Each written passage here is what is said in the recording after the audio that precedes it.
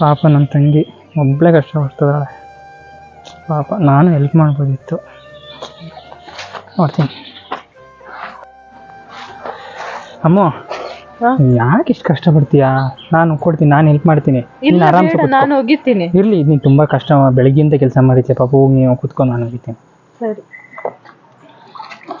Okay.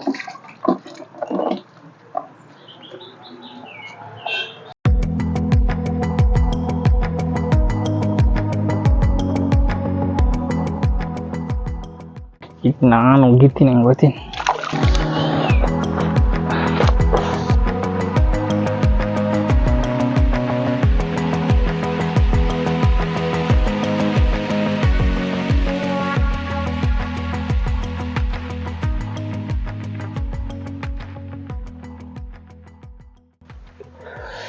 ಏನು ಮಾಡ್ತಿರ್ಬೋದು?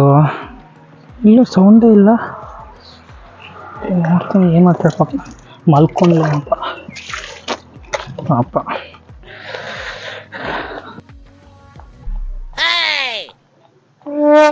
ಅಯ್ಯೋ ಬೇರೆ ಗೊಂಬೆ ಎಷ್ಟು ಚೆನ್ನಾಗಿದೆ ನೋಡು.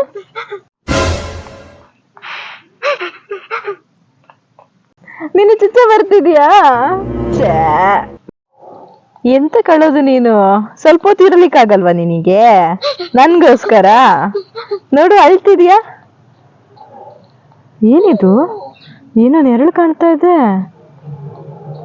ಅಣ್ಣನ ಅಂತ ಬಟ್ಟೆ ಒಗಿತಾ ಇದ್ನಲ್ಲ ಅವನು. ಅಯ್ಯಯ್ಯೋ, ಏನ್ ಮಾಡೋದೀಗ?